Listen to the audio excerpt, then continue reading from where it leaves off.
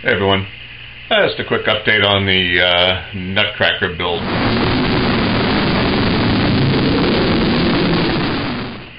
I've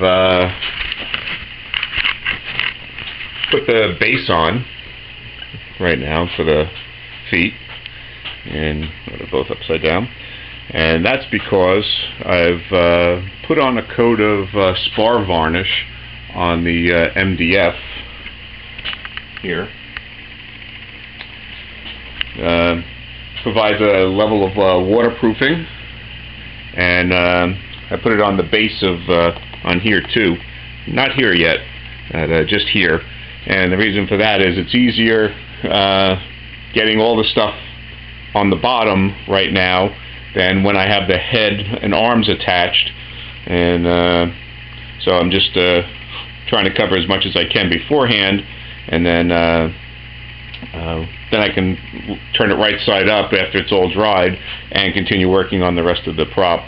It's got 3 layers of paper mache on the flare part here on the coat, and picked up 2 beach balls today, which are going to serve as the head for the Nutcracker, and that will be paper mached in place on the base of the thing when it actually it's the body when it's turned right side up. So that's where we are. It's taken a couple of days actually for all the paper mache, and once the base here dries, I'll flip it back over, and I'm going to start making the boots for here, which will also need to be paper mached. And I think I'm going to build them the same way I did the ribs underneath here to create the flare, using that corrugated plastic. I'll just build a form, tape over it, and then I'll paper mache over the top of that. What I've done for the base, it's basically the same thing that I did for this piece of wood here that attached the legs to.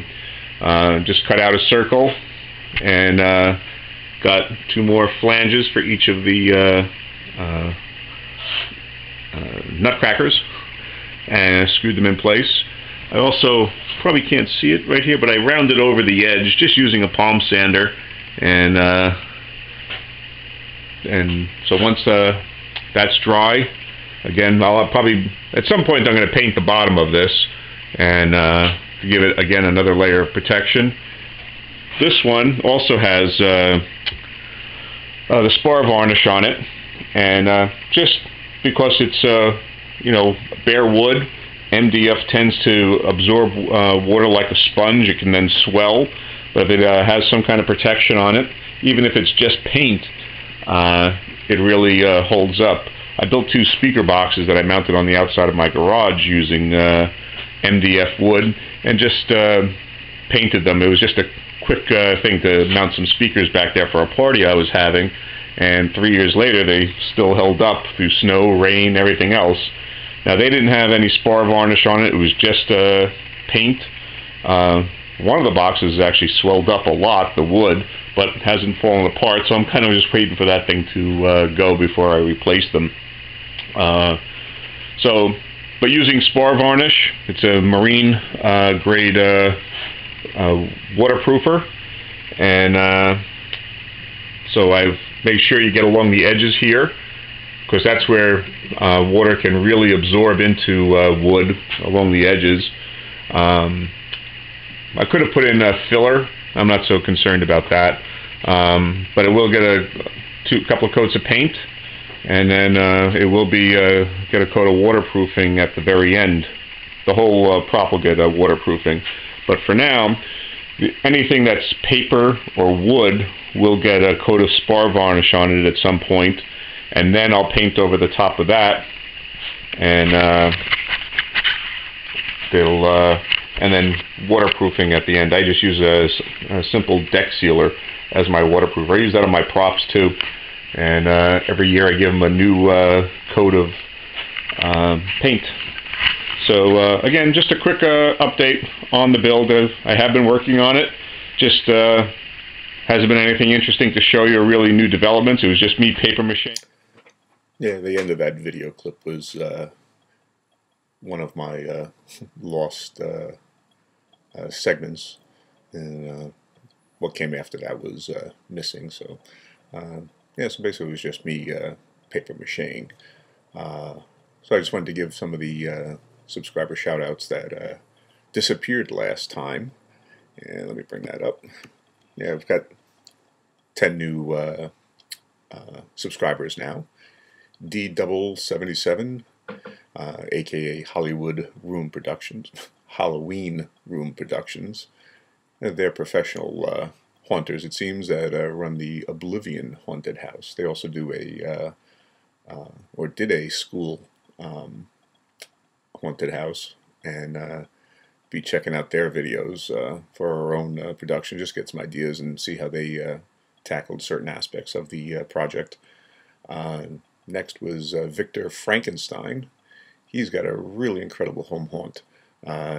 The Ravenwood Cemetery. It looks very real. It looks like he actually decorated an actual cemetery. Excellent job there. Hauntman31 seems new to YouTube, and he's looking for some video ideas. So if you got some suggestions for him on what you'd like to see him talk about, post them there. Nightmare on Daily. There's a bunch of numbers in that Nightmare on Daily, ones and threes, so you might have to do a little bit of a search to find them.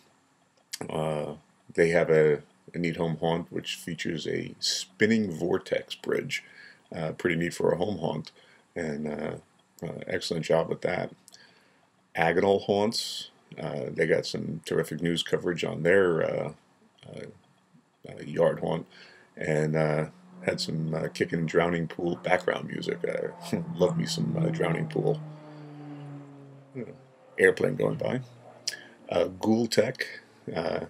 They recently posted a great animated Hillbilly Hell yard sign. Starts off with completely different wording, and I forget what that wording is right now, but there's like a short in the system, and what you're left with are the words Hillbilly Hell. Nice job with that. Danny Dinkle Films. He's got a pretty good creepy yard haunt, and I'm pretty sure every prop in that yard is animated, and just shows me that I actually need to get more animation and movement in my own display. J Sellers 202. He's got no videos posted yet, so get going there, buddy. Billustrator. He goes through his plans for 2012, and using the SketchUp program on Google. I need to get myself familiar with that program, because it can be really useful. I've seen a bunch of people use it, and Billustrator uses it to great effect to come up with some plans. So it's one of those things I'm going to be diving into on the to-do list. And then lastly, ABC No Yes 2. There's no channel associated with it yet, so couldn't subscribe back. But thank you for subscribing to my channel, and thanks for watching. If you like what you see, subscribe to the channel, and check out my blog, www.devilseve.blogspot.com, where you'll find more information and ideas on Halloween and haunt-related topics. Thanks for watching.